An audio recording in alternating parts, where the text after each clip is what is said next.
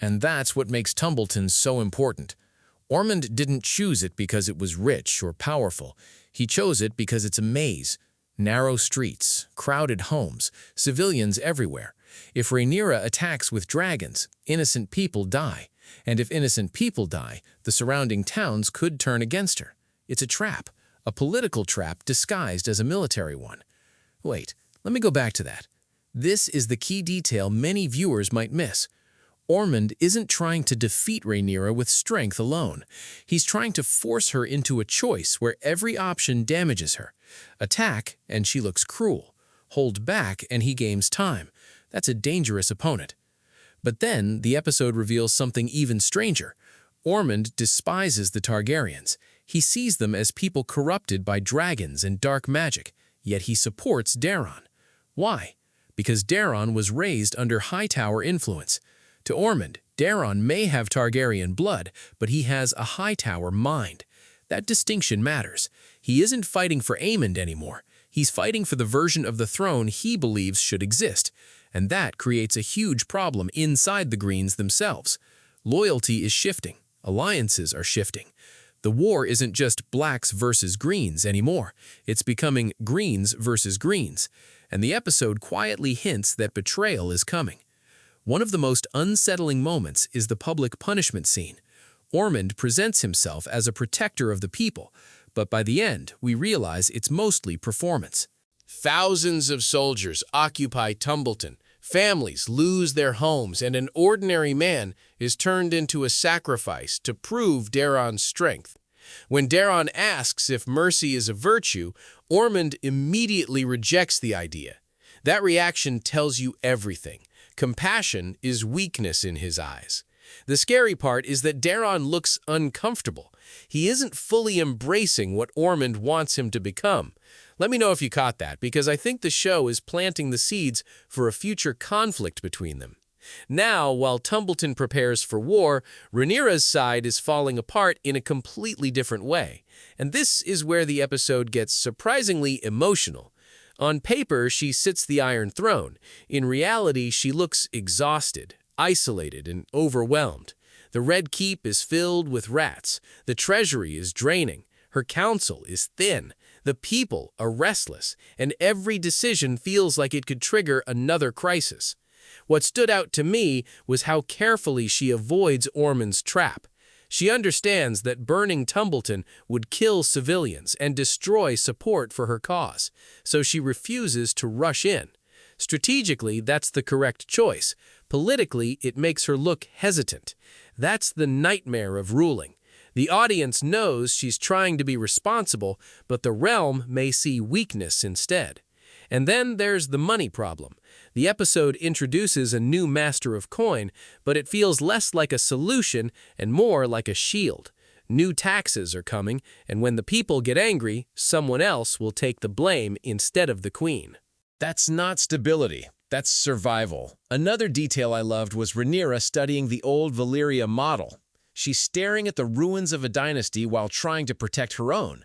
The message is obvious. Even dragon empires can collapse. Honestly, that may be the most important visual in the entire episode, because for the first time, Rhaenyra doesn't look like a conqueror. She looks like someone terrified of becoming the last ruler before everything falls apart. And speaking of people who feel trapped, let's talk about Ulf. Rhaenyra orders him to stay inside the Red Keep and stop visiting the tavern.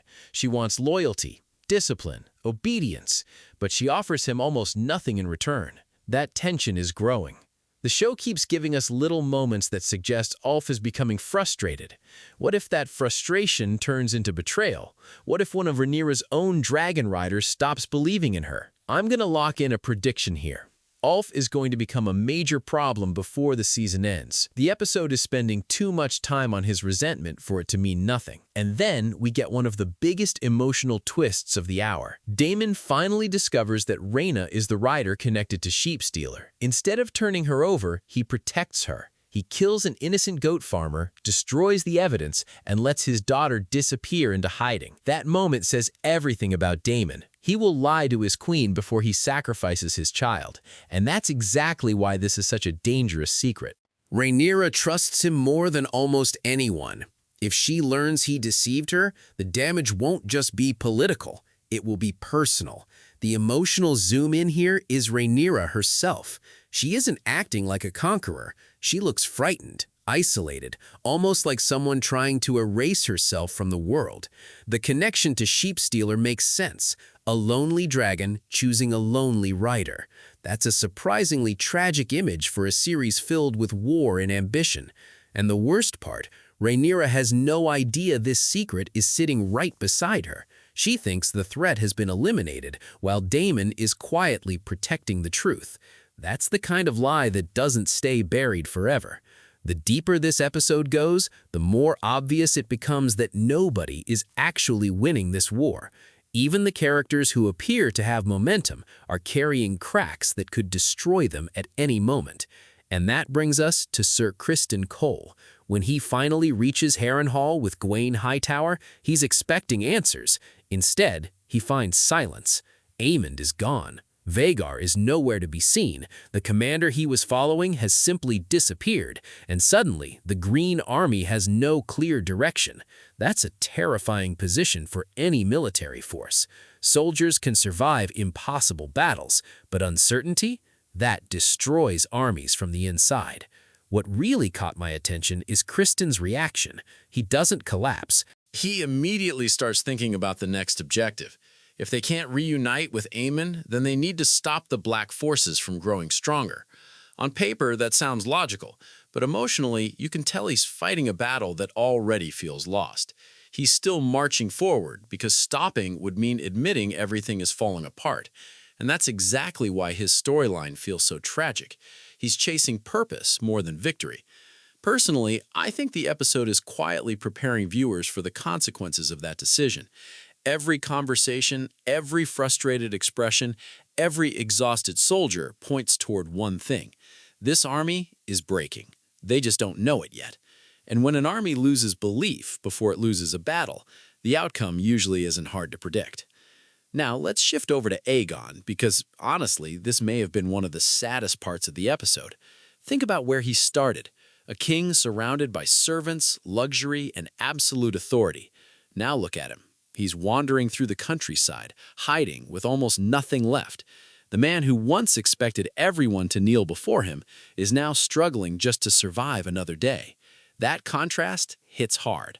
But then comes the emotional moment that completely changes the tone. Aegon finds Sunfire, or at least what appears to be Sunfire's lifeless body. The scene isn't loud. It doesn't need to be. You can feel the weight without anyone saying much. The dragon wasn't just a weapon. It represented everything Aegon had lost. His pride, his confidence, his identity as king. Yet even here, the episode leaves the door slightly open. Aegon refuses to fully accept that Sunfire is gone. Is that denial? Or is he sensing something everyone else has missed? What if Sunfire is still alive? If that's true, it could completely reshape Aegon's future. A surviving dragon would instantly make him relevant again. And if the series is saving that reveal for later, it could become one of the biggest comeback moments of the season. I'm going to lock in another prediction here. I don't think Aegon's story is about disappearing. I think it's about rebuilding, slowly, painfully, but rebuilding nonetheless. Another interesting moment comes when Aegon learns that the realm already believes he's dead. At first, that sounds like terrible news, but Larys immediately sees opportunity. Instead of mourning the rumor, he reframes it. Imagine a king returning after everyone believed he had fallen. Legends are built from stories like that. Whether Larys genuinely believes it or is simply manipulating Aegon is another question entirely. But one thing is certain. Hope is starting to replace despair, even if it's based on uncertainty. And honestly, that's classic Larys. He doesn't fight with swords. He fights by changing the way people think. Now, while all these individual stories are unfolding, there's one massive theme connecting every single one of them: instability. Rhaenyra is struggling to rule. Ormund is gambling everything on one dangerous strategy. Daemon is hiding the truth. Criston Cole is leading an army without direction. Aegon is surviving instead of reigning. Nobody has complete control anymore. That's why this episode feels so tense, even though it isn't packed with non-stop action. The danger isn't only on the battlefield. It's inside every alliance, every promise, every relationship. One wrong decision could completely change the balance of power, and that's exactly why I enjoyed this episode so much. Instead of rushing from battle to battle, it slows down long enough to show us the emotional cost of war. Every character is carrying pressure from a different direction, and eventually something has to break. The question isn't if it happens, it's who breaks first. Before we wrap up, let's do a quick recap.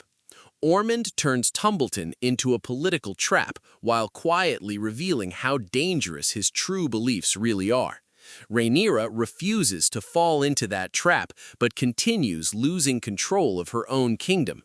Daemon chooses family over complete loyalty by protecting Rhaena and hiding the truth.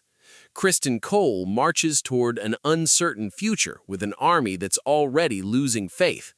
Aegon reaches one of the lowest points of his journey, but the possibilities surrounding Sunfire leaves the door open for a dramatic return. And across all of Westeros, the feeling is exactly the same. Nobody feels safe anymore. In my opinion, this episode wasn't trying to shock us with one huge twist. It was carefully arranging the pieces before everything explodes. Every storyline feels like it's standing on the edge of something massive, and if these setups pay off the way they're being teased, the second half of the season could be absolutely brutal. So here's my biggest question for all of you. Who do you think is hiding the most dangerous secret right now? Daemon, Ormund, or someone else entirely? Drop your theory in the comments because I genuinely want to hear where you think this story is heading. If you enjoyed this breakdown, don't forget to leave a like, subscribe to the channel, and turn on notifications so you don't miss our next House of the Dragon breakdown. I will catch you in the next one.